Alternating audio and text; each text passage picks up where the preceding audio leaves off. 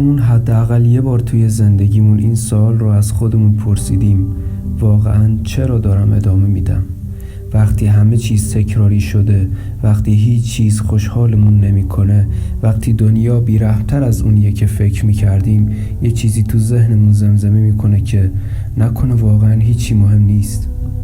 فلاسفه‌ای مثل آلبرت کامو میگفتن که دنیا بی‌معناست، نه خدا هست، نه تقدیر، نه هدفی از قبل تعیین شده. ما رو انداختن وسط یه جهان سرد بدون هیچ راهنمایی. و بدتر از همه، ما انسان‌ها به دنبال معنا هستیم، اما این دنیا جواب نمیده. کامو اسم این تناقض رو گذاشت پوچی، یعنی ما از دنیا میخوایم که به همون معنا بده، ولی اون فقط سکوت میکنه.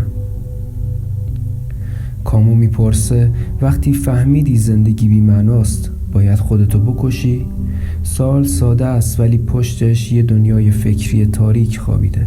و جوابی که کامو میده عجیبه: نه، اتفاقاً باید بیشتر زندگی کرد. کامو میگه وقتی میفهمی که زندگی هیچ هدفی نداره، تازه آزادی واقعی شروع میشه.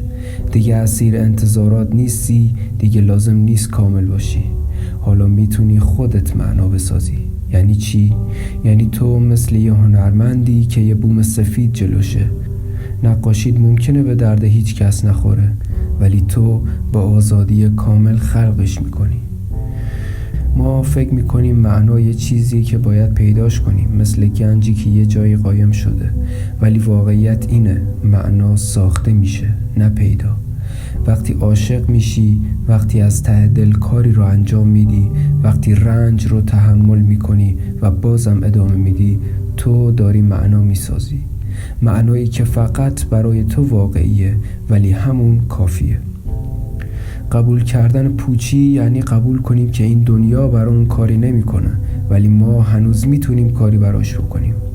نه برای جایزه، نه برای رضایت خدا یا جهان، بلکه چون انتخاب کردیم انسان بمونیم، چون انتخاب کردیم ادامه بدیم حتی اگه معنایی در کار نباشه.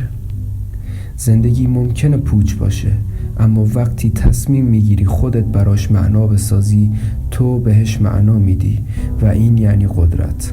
نه امید دروغینه، نه توهم، بلکه انتخابی آگاهانه. یه نوع شورش انسانی در برابر سکوت جهان.